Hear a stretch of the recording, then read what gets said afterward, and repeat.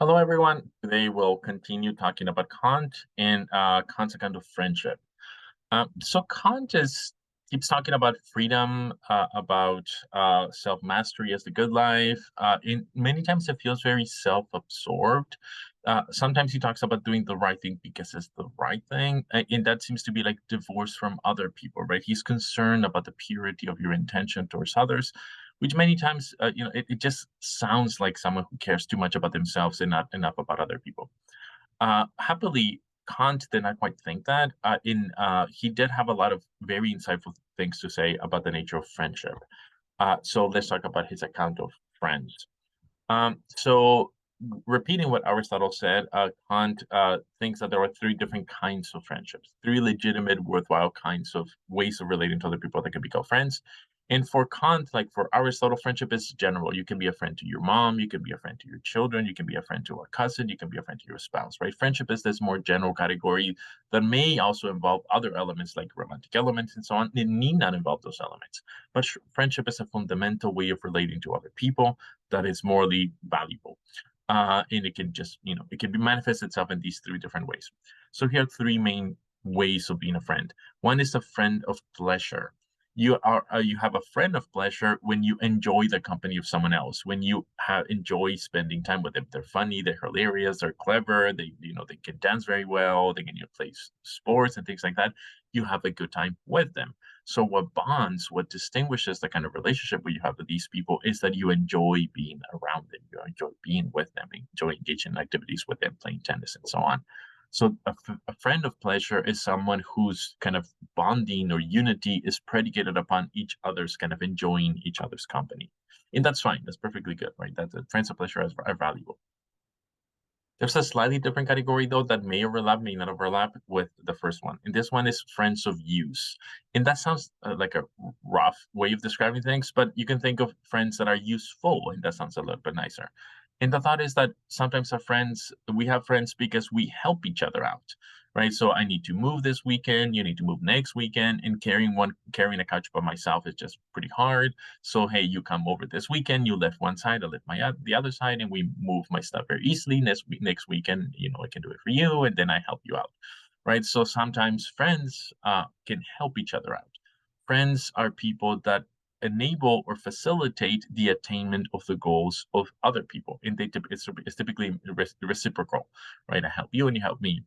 We take the same class together, and we're friends of use when we get together in the evenings and discuss the class content. We study together. The presence of the friend makes it easier that we get the thing we're after, that we attain our goals. Each helps Friends help each other out in the attainment of their goals. They're useful to each other's goals, and that they may also enjoy each other company, which will make them friends of pleasure. But what makes them friends of use is that they're helpful towards each other, right? That's a legitimate category, and it's worth having. So third category that both for Aristotle and for Kant is the real deal. This is the main element. This is the best kind of friendship. And Aristotle just calls it true friendship. Kant calls it moral friendship sometimes, true friendships other times, friendship full stop some other times. But anyway, it is this third category that is the best kind of friendship worth having. And it can be roughly described in terms of two people are moral friends if they bring the best in each of them, in each other, right? Friends can enjoy each other's company, can help each other out in attaining their goals, or they can help each other be the better version of themselves. That's the third category. That's the main category. So let's talk about the third category. So from now onward is category 3 that we're going to be discussing, which again, it can involve also 1 and 2, right? Someone can be a moral friend, can bring the best out of you. It can also help you do all sorts of things, and you may enjoy their company, right? So moral friendship, in fact, Kant and Aristotle say at one point, the true moral friendship is the one that also involves being useful and enjoying each other company. So in all three things may come together. But anyway, let's just talk about the moral friendship element. So it is the best form of friendship. Here's how Kant puts it. Uh, Moral friendship is the union of two persons through equal mutual love and respect, right? So equal, they are equally invested in the relationship. They do the things in an equal way. They're committed to loving the other person. They're committed to respecting the other person, right? So it's mutual. It's in both directions. And it involves all of the duties of love that Kant talks about, and all of the duties of respect that Kant talks about. At the basic description, again, is the duty of love is to care for what is good for the other. So the true moral friendship wants what is good for the other friend. That's the love part. And then respect part is the allows them space for self-exploration, for self-discovery, for self-growth. It allows space for free autonomy. That's the second part. And for Kant is super central. So a true friend creates space for the friend to express themselves, to be autonomous. That's the respect part, but also cares for them, also loves them. And that may come into conflict. And Kant will point out different ways in which one's love for someone may clash with one's respect, and then it's difficult to navigate or negotiate those two incompatible, sometimes incompatible demands of true friendship, to respect and to love the one person. So Kant thinks that once you spell out the true friendship, the true moral friendship, that includes friends of use and pleasure in the perfect mutual love and respect, he thinks that's more or less unattainable. That kind of perfect friendship perhaps have never existed, perhaps never will exist. It's too ideal for we corrupt human beings. However, Kant does not mean, oh, let's just dismiss it. Let's look for something attainable. He thinks, no. Let's strive to get as close as we can to that ideal. The ideal is worth having, and the friendships are more meaningful to us in our lives the closer they approximate this ideal. So it's an ideal that perhaps we're never going to fully get, but the closer we get, the better off we'll be. So perhaps unattainable, but approximation is better. Anyway, let's spell out more what this moral friendship amounts to.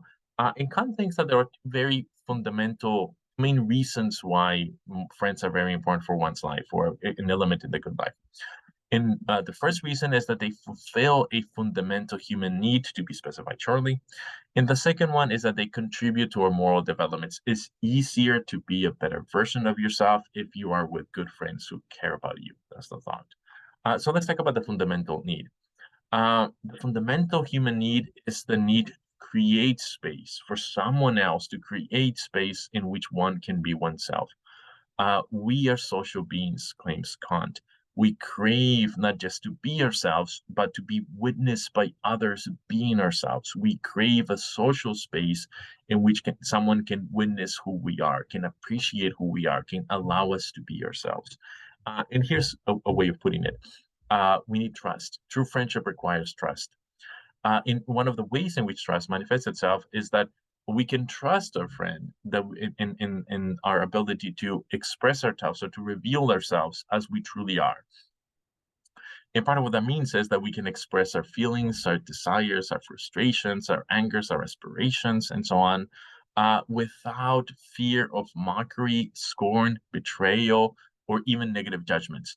Someone's a true friend if we can feel comfortable being ourselves and expressing our, uh, uh, uh, limitations and dreams and so on. When we know, we can trust that they're not going to use that against us. They're going to betray us and attack us in the future. That space for self-expression is a fundamental human need. That need for a social space for self-expression is a fundamental human need, and we need to trust someone that they will provide the space for us to express ourselves in these ways. And friends, true friends, good friends, provide that space. This space, social space for self-expression, is crucial not just so that we can, let out our steam, but crucially so that it enables us to understand ourselves better, and it enables us to understand and define ourselves better. It enables us to take mastery and control over our own actions. One way of putting it is the following: if we're just thinking in our head and we're telling ourselves stories like we do all the time, it's much easier to deceive ourselves. Self-deception is easy if you keep the story in your head. Why? Because there's no one around to push back, to counteract, to say, hey, I was there and that didn't happen, and things like that, right? So it's easier to delude yourself and to justify your self-distortions in your head. When you put it out, a true friend may be listening. And the mere fact that you're expressing it before a true friend holds you accountable in the accuracy of your stories. The friend may be trustworthy, but the mere fact that you're expressing it outside in front of a friend makes you much less likely to lie to yourself because you care about the friend. You don't want to lie to the friend and so on. So the friend becomes this external space for your self-discovery by expressing yourself in a way that diminishes or minimizes the opportunity for self-deception. And Kant points out this fundamental need for self-expression and so on may come into conflict with the demands of love to care about someone else. And here's one way of putting it. Kant says that friendships are fragile. Friendships can break. Well, let me see if I can put that back. There we go. In friendships are fragile and can break because there are two fundamental duties or commitments of a true friend, and those sometimes come into conflict. They're fundamental.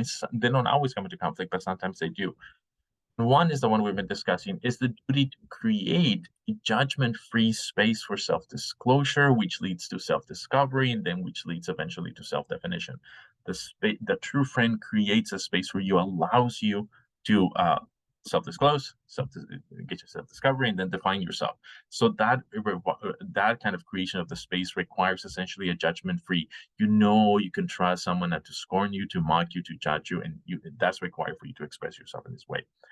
However, the friend, because they're a true friend, they also have the duty to love you, which means to help you be the better version of yourself, which does include, I should say, the duty to point out moral shortcomings in your friend. And those might come into conflict. If you say something morally despicable in your self-disclosure, the true friend allows you to say it, but then afterwards, if he's a true friend, he feels the need to point out, hey, that was not cool. That the true friend has both of those. He has to let you express yourself and then point out when things have gone wrong. So to be a true friend requires caring for the good of the friend, which again involves allowing for self disclosure, but also moral development. And those might clash. And it's hard our self-conceit, our desire to feel superiors might make it very hard for us to listen to the friend, right? Where we're venting and expressing these negative things and being engaged in self-disclosure.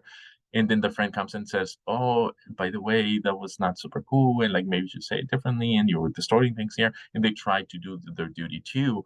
It's very tempting for one to, appeal to, hey, you're supposed to trust me. You're supposed to be my friend. And like, you're not supposed to judge me in those things. And what side are you on at the end of the day? Right? It's easy to be defensive because your self-image may be threatened.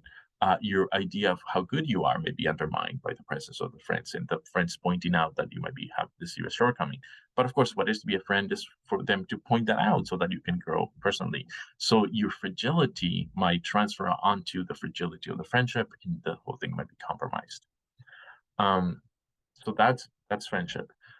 Before wrapping up, though, before I let you go, let's briefly discuss good manners.